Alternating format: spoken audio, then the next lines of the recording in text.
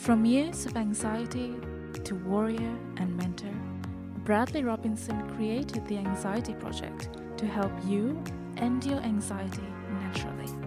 Let's mold the new you and let's end anxiety together. Hello, everyone. Welcome back to the Anxiety Project podcast. Welcome to episode 308. I am Brad Robinson. Today, I'm unraveling the self as well, the best that I can, formulating an identity from something that is unstable, and you're building something new. And a lot of the anxiety sufferers I meet go through this process of creating a new identity, creating a new self. You have to extinguish and burn away this previous person. You have to first understand all the micro habits, routines of this person, and then tackle them one by one and really become obsessive over change because you're tired of where you are in your life. So for me, I remember studying people that managed to overcome anxiety.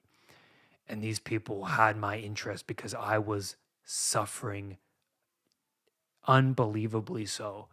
At the time, it was full-blown agoraphobia. I couldn't even leave my home. So these people, they have my attention. So they would talk about how your posture, how one is breathing with anxiety, very shallow. You know what? You're breathing that much because you're in a heightened state of alertness, right? You're a frozen rabbit continuously. And the words that you utter to other people that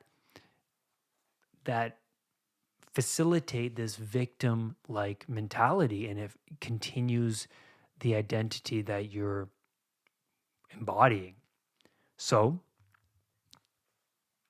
to burn this away, you tackle one of those at a time and you watch yourself like a hawk.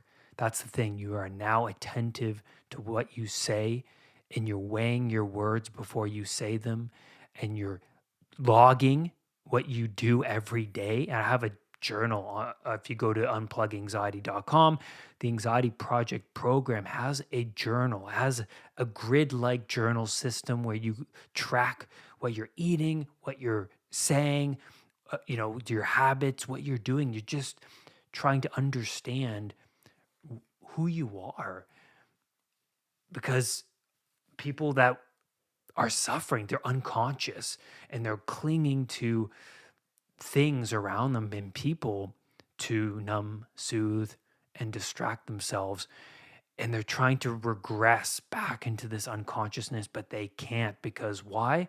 They're awake. They're awake to their mortality. They're suffering. They're in pain, and there's nothing more real than pain. I want to talk about Freud and the id, ego, and superego, because, well, I think this is just necessary to understand. The id is pretty much the impulses, right? It's like the basic hypothalamic drives like thirst, sex, hunger, and, to be at the whim of wants without any conscious control is, well, to be an infant. That's what a baby is. An infant is, and my son is 4 months. I see it within him, right? He's literally laughing and then crying at the same time, right? Like the it is just there and there's no control. Hunger is cry, and, he needs it now. And, thirst and cold and hot. And it's just, it's like the basic hypothalamic functions, right? That's it. And then you build upon that as you get older and you integrate more of the ego. And the ego is very interesting because, well, because the ego is who you think you are. You have, it's more conscious. The id is unconscious, right? You're a slave, like a puppet, Pinocchio. You're a slave to the puppet master. You're a slave to hunger, and it takes control over you, right? Like, you ever have those times, which I certainly have had, where I would get angry because I was hungry and I would eat something and I'd go, yeah, I apologize. I don't even know what came over me. Like, what was that thing? It's like an internal deity. It's a god. It's like the god of hunger, the god of lust, and, takes over you. And you're just that one thing. And then the ego is who you think you are, your likes, dislikes. It's your conscience. You're conscious of this because I guess I suppose a great scene from a movie.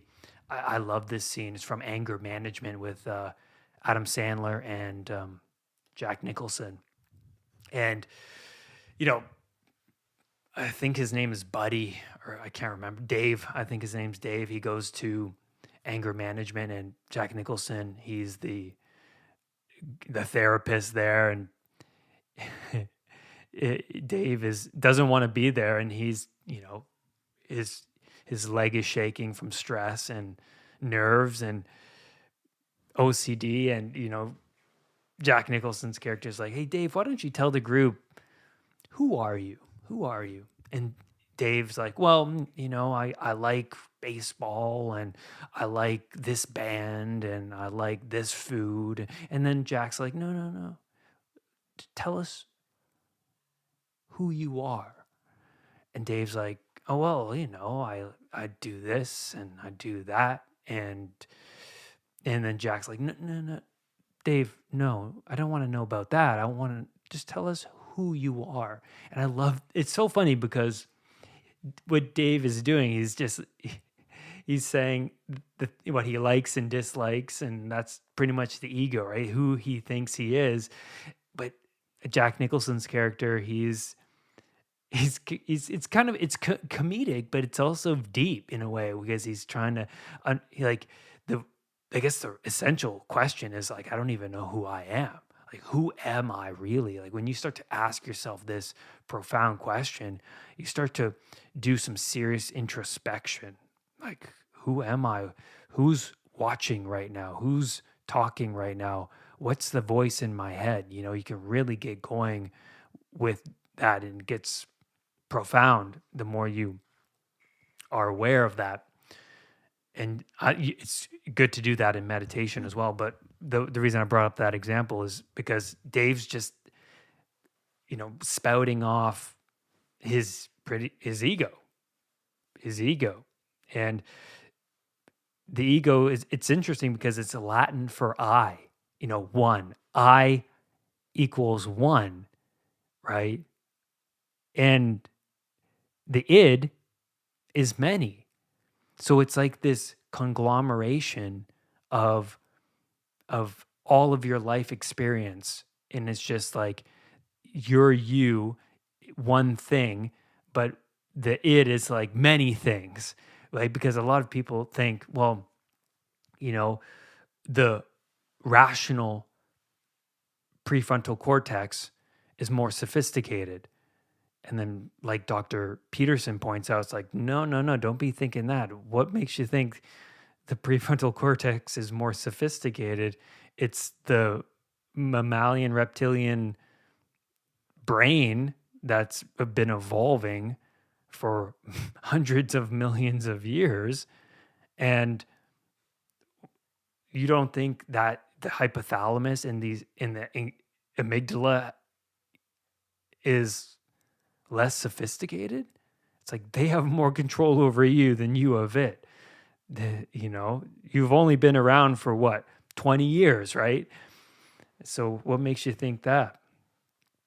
The thing about the ego is we think we know who we are, but when we take on challenge and we take on new experiences, new neurons fire, and we're building our levels of tolerance and we're building our competence. And the ego changes. The ego changes. We discover new parts of ourselves all the time. But people who stay the same, they don't develop. Dostoevsky points this out in Notes from Underground. He says that if you provide people with all of their desires, like unlimited money, unlimited food and sex and drink, they would get bored of that. They would burn it to the ground in order for something novel to occur. We're novel seeking creatures. We are actually sled dogs. So our innate nature is to move forward out into the unknown and expand our mind, expand our bodies, strengthen them. Both the same, mind and body, same thing. You go exercise and you push your body, you notice your mind hardens and you feel better, you feel more energized, awake, you're alert, your reflexes improve. So one of the basic human needs is novelty. You have to expand yourself out into novelty. If you stay the same, there's going to be this deep, unsettling yearning, and it will haunt you forever. And you're going to be on your deathbed and you'll look back and you'll go, man, I squandered. I could have done so much. Was it worth staying in my safe zone for all those years? That's the thing. And so the ego, yeah, it changes. But for some, I mean, the ego always changes. Your interests come and go. But for real growth to happen, for the shedding of the ego and to build upon a new identity, which anxiety sufferers have to do, it's a very existential period because you're going to wander around in a very unknown, uncertain state. So you're going to be heightened with anxiety. So it's not going to get better right away. And a lot of anxiety sufferers want things to be better just like that. The snap of a finger. I want the drug. I want the alcohol. I want the support right away. And it was like me. I wanted it to be gone as soon as possible. But it's a long game. It's a long game. And so the ego has to shed itself, and you do that by expanding yourself. And it's unsettling, but it's the only option, because think of it like this. As you push your level of tolerance, you're discovering that you could do more, that the place you were in for such a long time was just a lie. It was a lie. You were there for a long time and you thought that was it, and you couldn't get further than that. And a lot of people like myself who would start to confront the fears, the shadow of the psyche, you understand that you can actually confront it and you can survive and you get braver. And that bravery bleeds out into all areas of your life. And then you go, wow, I used to be afraid of the subway. I used to be so sensitive to my symptoms here and there. I can confront them without phoning my doctor, going to the hospital. It's an amazing thing. And I feel like once you discover that it's within you, then you are not a dependent, helpless being. After all, you don't have to depend on pharmaceutical companies. You don't have to depend on your family and friends. You have this thing within you that is, what would you say? It's like a golden snitch within inside of you, that when you know what to do in your life to manage the uncertainty, to manage the stress, the existential concerns of being alive, of like, wow, I'm swimming in an ocean of the unknown. You're looking on the news every day and there's terrible things happening. And you go, what about my family? My family is vulnerable. I'm vulnerable. Oh my God, I could lose this and I could lose that. It's when you get older, these things are more open. These wounds are more open. And so to deal with these wounds, it's you look inwards to yourself. You have to voluntarily confront the shadow elements of your psyche. You have to spend time alone. You have to. We have to do this. It's not a question, it's not a debate. We have to spend time alone to understand ourselves and to provide for the people around us. If we're not working out and exercising and pushing our tolerance and confronting the shadowy elements of our psyche, if you're afraid of doing something, explore this. If you're afraid of a memory, a traumatic moment of your past, great. You have to explore that, because the more you understand and pick that memory apart, the more you realize that, hey, I can actually get past this. I can actually confront this. I can actually look that memory in the face instead of pushing it down into my unconscious mind. So, yeah, the ego is what you know already, essentially. And when you push that level of tolerance, you go, maybe I am this person. And there's this cognitive dissonance happening here. When you change and when you expand yourself, there's this dissonance of like, is this really me? I don't feel like this is me. I'm going to regress and go back to the way things were. Even though they were terrible, at least I knew that terrible place. It's the Israelites moving from the tyranny of Egypt into the promised land, but they don't get to the promised land first. They're wandering around. And during this wandering, they're questioning, just like you are questioning when you're trying to get to the gym for 7 a.m., when you're trying to wake up early, when you're trying to meditate and you're failing and your mind is racing and you can't calm down, or you run back home from that panic attack, you question, is this the path? I can't seem to do it. And the mind starts to convince you to go, you know what, maybe you are worthless, maybe you're hopeless. And it starts to push you, move you back. It's this battle between you and your own mind. And so we move to the superego. The superego is the forces of culture forcing itself down on you, impacting the way you conduct yourself in the world. In the words of Piaget, it would be the meta game, the big meta game of the world. When you are a child and you're around other children and you've been invited to play with them, and that's a great thing. But there's this underlying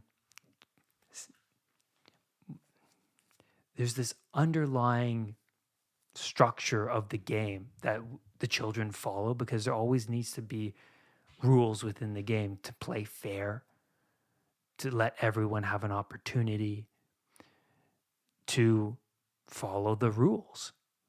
And so the children play and they act out the play and they have a good time. Everyone plays fair. Children test themselves, and that's okay.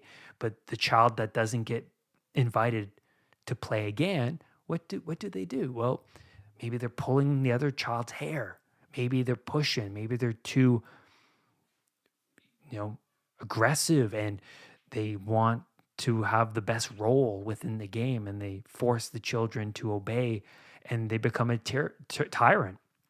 But Franz de Waal, the primatologist, noted that chimps in those positions that are tyrannical, they get taken out by less stronger, but also very powerful chimps. And it doesn't matter how powerful you are, you'll be taken out by the other people. And you won't be invited to play.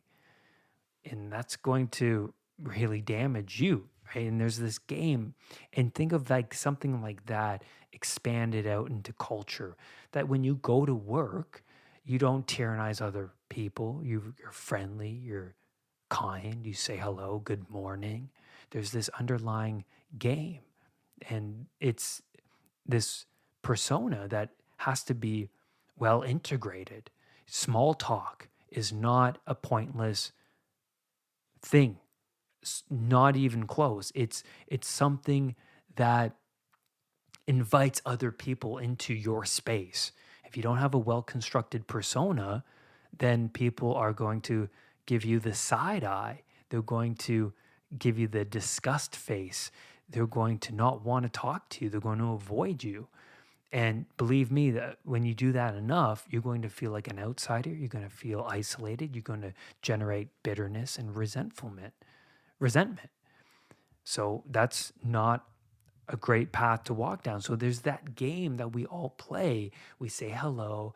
We tip people when it's necessary, and we play fair. We pay. I sell you something, you pay me. There's this, and we remember people that cheat. We remember cheaters, and they are tattooed within our minds. That is certain. We'll never forget a cheater, and they're not invited to play. And so the superego is a higher order principle that helps regulate emotion. It's predictable. It's stability, right? Of course, the superego is flawed as well, and the superego is culture. Like, it's that meta game. It's culture. It's predictable, and hopefully it's stable, right? And it's extremely flawed because, like I was saying, it can turn into a tyranny, and it can become willfully blind, not wanting to acknowledge the other side of the argument. And so pathology arises because of self-fulfilling agendas. So yes, culture is, you have to be awake. And a lot of people are not. A lot of people who don't follow the news, who don't read into pathologies, and who are not awake to the trends and the regulations of the state, can fall prey to ideology. And we see that a lot these days. And so, how does one better understand and become comfortable with themselves living under the guise of this superego? Well, the first thing I did for me was I had to regress backwards from the superego. I had to look at and go, you know what? Nothing in my life right now is working out for me. Right? I'm running through these motions of going on Instagram and Facebook, looking at other people's lives. I should have that home by now. I should have that child by now. I should be successful like him by now.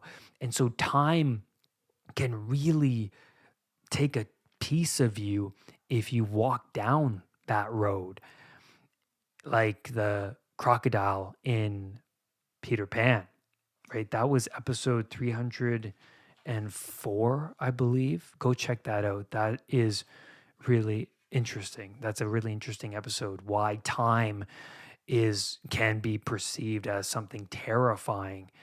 But for me, I looked at my life and I went, okay, I feel like I have to rush forward because I'm not where I'm supposed to be. And then I thought, well, where am I supposed to be in my life? I don't feel well. I'm suffering from anxiety and envy. I'm just in a very depressed state continuously. And so I thought, you know what? I'm going to take myself out of that culture, and I'm going to focus inwards on myself. What can I do today that for me, I can improve on. Because at the end of the day, does culture really have your back? And I say culture today is very, very damaging. It's very damaging. There's some elements that are fantastic, but I feel like you have to dig under the layers of culture to find those elements of eating properly and exercising properly and, vitamins and just living a well, a meaningful life. And so for me, I discovered that everything I was taught in school, was unhelpful and frankly wasn't even there. Like, how do you manage the catastrophes of life and your anxiety and your depression and the changes that life throws your way? Well, culture didn't help me with that. Culture filled my belly with terrible cereals and protein bars and granola bars and chips. And then what I learned in school was stuff I can't even remember.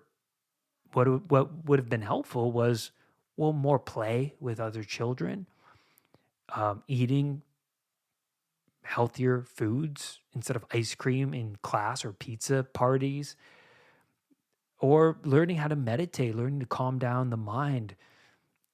And the thing I look back on in terms of school is, you know, I sometimes I give myself a hard time not paying attention that much in class, and I'm think, well, you're gonna get a young boy to sit down at a desk for what, 6 hours? That's a stupid idea.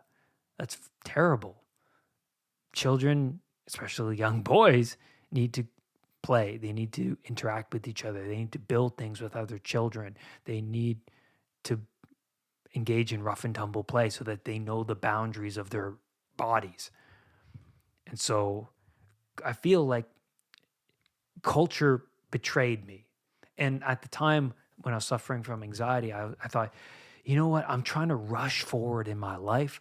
I have to take a step back away and look towards myself today. And it became a battle of me and my own mind. You know what? I'm going to challenge myself to go to the library and read a book for an hour. And I started to do that every day. I went to the library, I read a book, and I came home. I'm like, I'm proud of myself.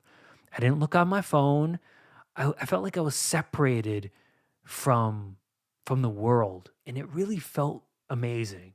It felt like I'm not so focused on what I don't have. I'm starting to focus on the things that I'm building, and I'm seeing myself improve on reading, writing, just mindfulness. I was spending time alone in a coffee shop, just looking out the window, and it felt like it felt different. It felt like I was, yeah, like I said before, just separated from the people around me, like I was different. And I read somewhere in a book once where being that black sheep is such a good thing. And I felt like I was starting to become this black sheep, just not obeying kind of like the protocols of, you should be married at this point, you should be in college at this point, you should have this sort of job and income at this point. I was like, you know what? I'm suffering and I have to do some serious self-reflection and work. And so that's what I did. I moved backwards into this, but then forward in such a great way. I moved back from society, but then I moved forward with my self discipline and growth. So, yeah. So, the expectations of the family, the state, and asking, well, who wants this? Who wants me to be at this position in my life? That's what I was contending with. And so what do I want? What do I want? I think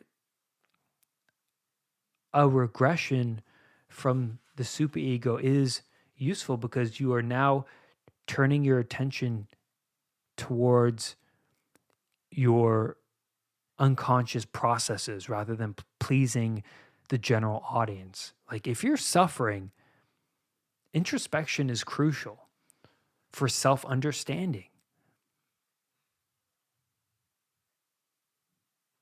And you slow down time as well when you're more mindful and you're aware and you take the breath and you're sitting on the beach. And it's not only that though, when you minimize your life and you take away the negatives and the snakes, you then realize, wow, I can I I don't have that weighing on my conscience anymore.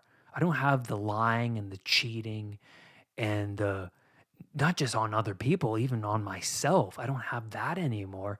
And you feel like you're more at peace when you separate those things. And then I want to talk about Christ and Jesus Christ and how he's the symbol of the self. He's the symbol of the self. And so what this means is that symbol is what remains constant across transformation. It's the spirit of the said path you're walking down, right? It's the spirit. And what exactly are you worshiping in your life? What exactly are you worshiping? Because we're always paying attention to something and we fail to realize what that is. And like I said at the beginning, shining a light on that can awaken you to, it's like, oh, well, maybe is that really a good thing? And you have to ask yourself these hard questions. And it's even more, I guess, more profound than that. Sometimes you don't even know the right path until you find someone doing better than you and they become the judge. And if they don't do it, then at first you're taken back by it because it's hurtful that, well, they can gain control over the id and you can't. And so your ego gets, it blows your ego because, it's who you are and you kind of want to fit into the other people and you want to be liked and you want to be around like-minded people. And then you go, okay, well, is there something, should I listen? Should I actually take their advice? Should I subtract this thing from my life? And the way forward is to do it, to give yourself a time frame and look at it like an experiment, like a challenge. Say, you know what, I'm going to try for a week, see what happens, because things aren't going well for me right now, and I'm yearning for something to change. So what do I have to lose? And that's the spirit of Abel in the Cain and Abel story. And, the Cain spirit is the one that goes, you know what? I don't like you because you're showing off. So Cain kills his ideal. And what happens is he suffers as a consequence because if you don't have something to look up to or something to strive for, then what are you doing exactly? Just wallowing in the same state that you've been entertaining. And in that state, you're just going to find consistency. There's no growth in that. There's growth in that judgment. There's growth in the shadow. Because Abel touched a nerve. His actions alone touched the nerves of Cain. Cain knows he can do better. That's why he killed him. He knows. We all know. We all know we could get up at 5 a.m. and go to that gym. We know. We know what to do. Goggins said it. Goggins says it. He says, we all know what to do. It's just we just can't seem to do it unless what? Unless you truly want it. Unless you truly want it. We have to make sacrifices. And so to understand the self is to do these things of, well, growth, expanding ourselves into the unknown, making sacrifices, minimizing our life, separating ourselves from culture, spending a lot of time with ourselves and reflecting, having conversations with ourselves, and looking towards something better. You have to look towards the capital S self. You have to. A lot of people think, oh, that's just, I don't want to be selfish by spending all this time alone and going to the gym alone. You have to do it unless you want to take the anger out on your family or to be that dependent person that unconsciously you feel like it's making you weak. It's making you weak. You have to confront the darkness within you. And that's where I'm going to leave you today on this podcast episode. Thank you, everyone, for being a listener today. Thank you for being a supporter. Remember, I have a meditation every Monday. Well, last Monday, I didn't have one because I was off that week. But this week, I have a new one. And it's perfect. It fits with this episode. I ask some really important questions. Who am I? What do I want? What's in there? Like, what's inside? Who's that watching and listening? So I highly recommend that you check that out. And lastly, rise above anxiety. I'll see you next time. My anxiety recovery program is available over at unpluganxiety.com. Included is the Releasing Trauma exercise. This is where you can walk through and release past trauma using an NLP-based audio recording by myself. That's at unpluganxiety.com. Go there to learn more.